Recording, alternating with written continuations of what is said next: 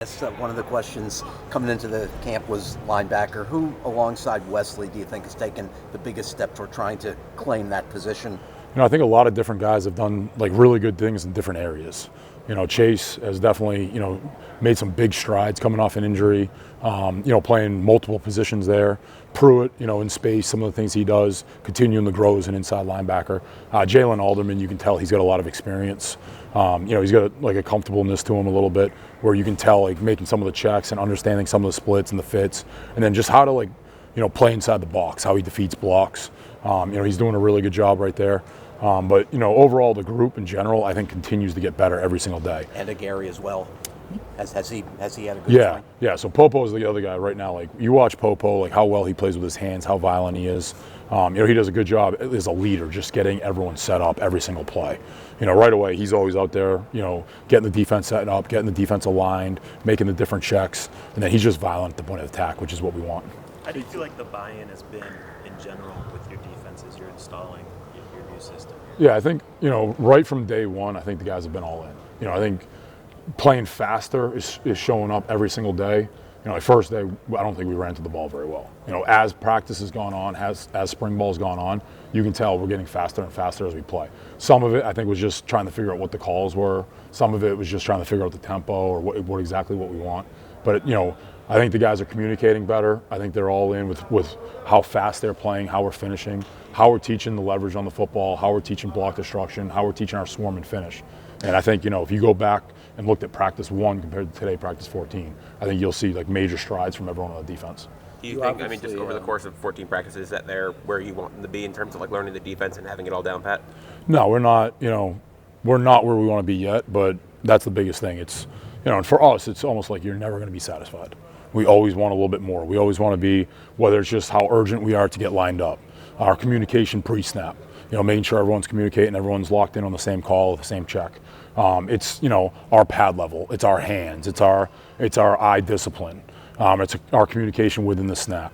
The details on everything we do. Like we throw a lot of situational football at our guys, and just having them understand, like today we got, we're third and 10 plus, and we don't get our depth, and the ball goes over our head for a first down. Now we got to restack it, we got to reload it again. Some of the different situational things, end of game.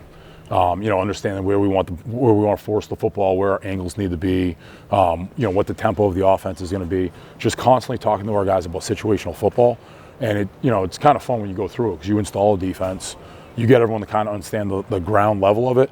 Now, after spring football, when we get back into it again, now we got to go right back into a beginner's mentality, and they'll go back, but now they'll have a baseline. Now they'll have a foundation.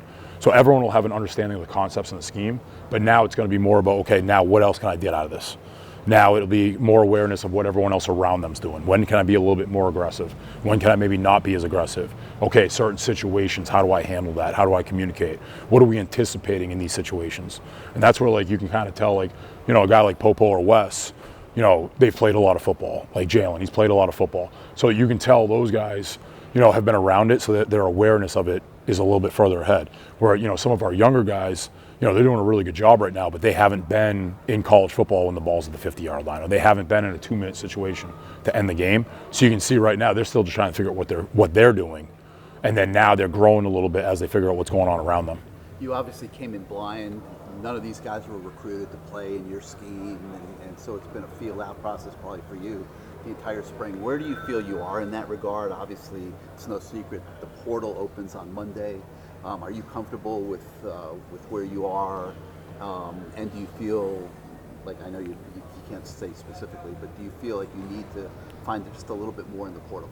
We're always going to continue to push and continue to get better in everything we do. And I think our roster, if you look at where we were, really practice 1, practice style, practice tempo, discipline, how we finish, how we play up front.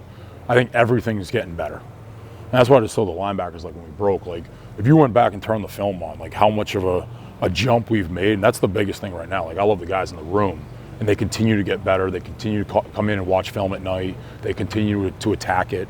Like I love it now. Like you show up, they have questions right away.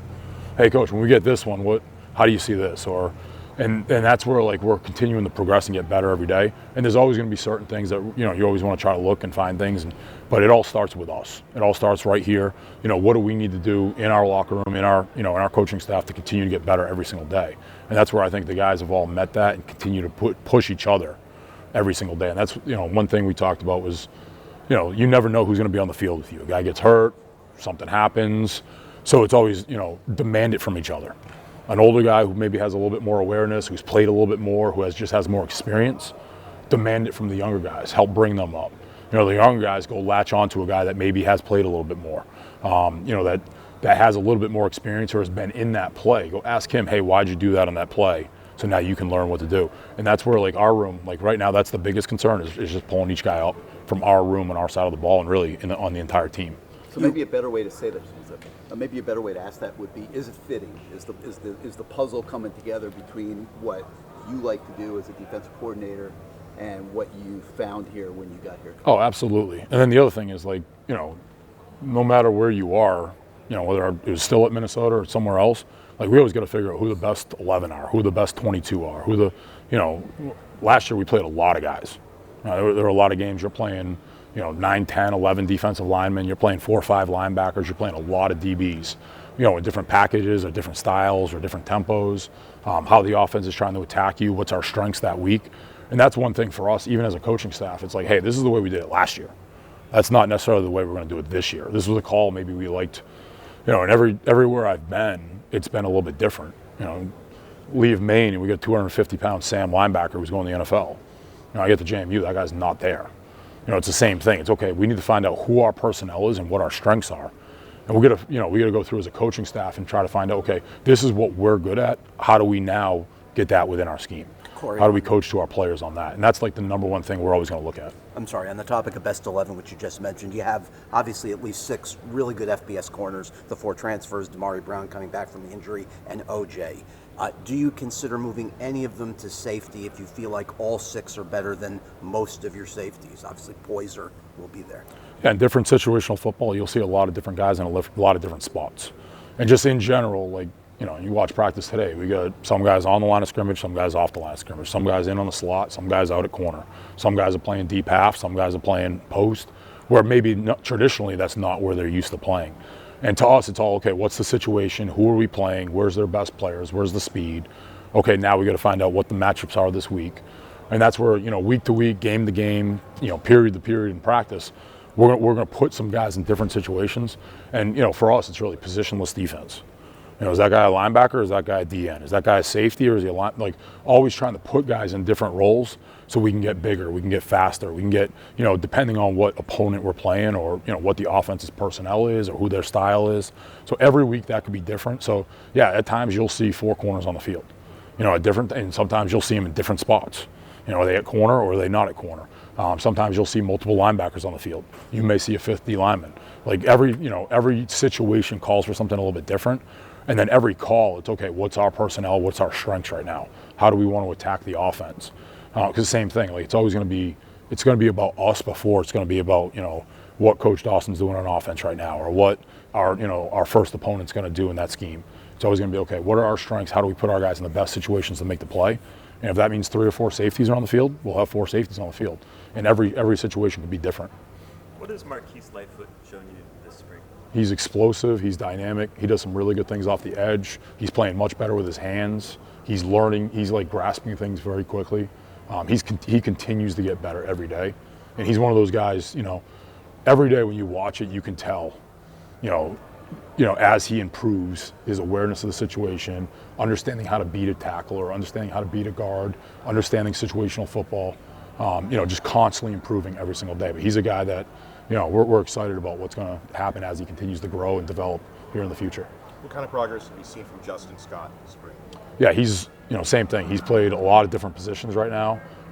He's explosive off the football. He plays with a really good pad level. He can, on a single block right now, he's a guy we anticipate or expect to win. But he continues to get better. His pad level continues to improve. And then just his movements and his, how twitchy he is off the football. he's continued to get better all the way through spring ball. And to zoom out a little bit on the defensive line, overall progress, and also how valuable the reps are against the O-line you see in practice every day. Yeah, I mean, the scheme we see, the way that we run the football, the way that we protect, like every single day we're seeing as good as we'll see, probably all year. And that's, our offensive line does a great job. Our scheme up front is very hard to defend. And just having our guys, a lot of stuff thrown at them day one, and being new and trying to do a new scheme or a new different style from last year, maybe a little bit, right away it's, do you want us to hold? No, just throw everything at us. Let's go figure it out. Let's go play fast, and let's coach it up, and because that's what's going to be. In the opener we're going to see a different play.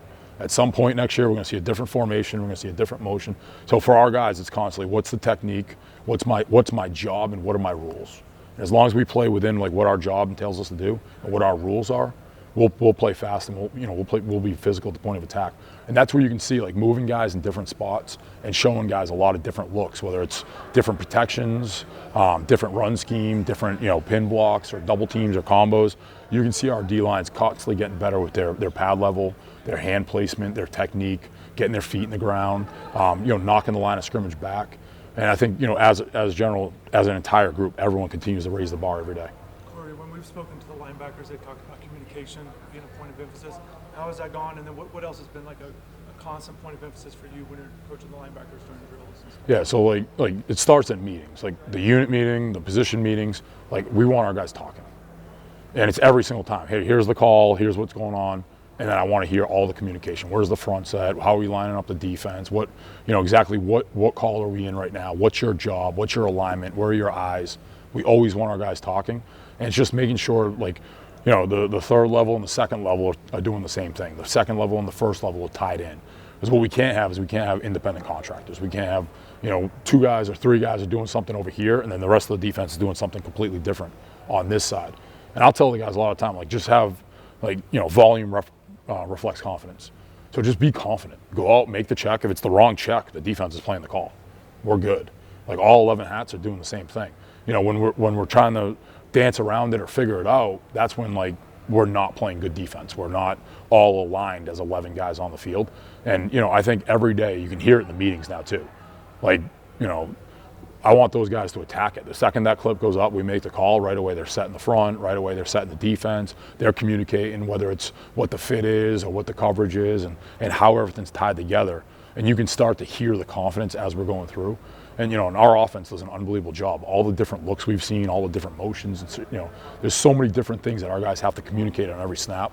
And then the other thing is we roll different guys in every series. Every series it's 2 different guys, 3 different guys, different safeties with different linebackers, different defensive ends with the linebackers. So that way they got to learn to work with different guys in every single rep. So you don't get used to working with the same guys every time. So now it's, okay, I know that guy's going to make the check. I just got to listen. No, every play it's got to be, hey, I might have to talk. Hey, we're doing this right? Yep, make the call. And that way everyone's always aligned and they're always locked in. But the communication from, same thing. Is it where I want it right now? No. Is it where the defensive staff wants it right now? No.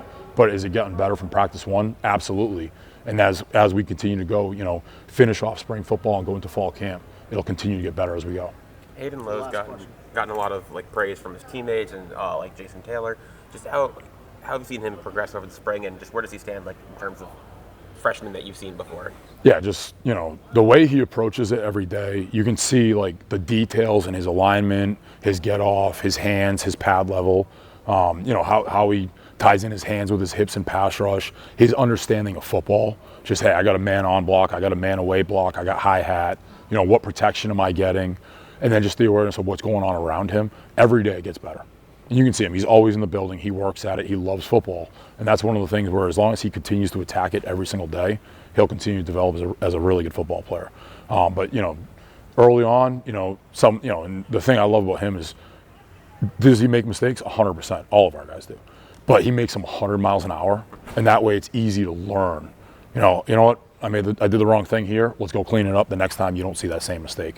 And he continues to get better every single time as he plays fast every rep. Great. So, thanks, Corey. All right, thank you guys.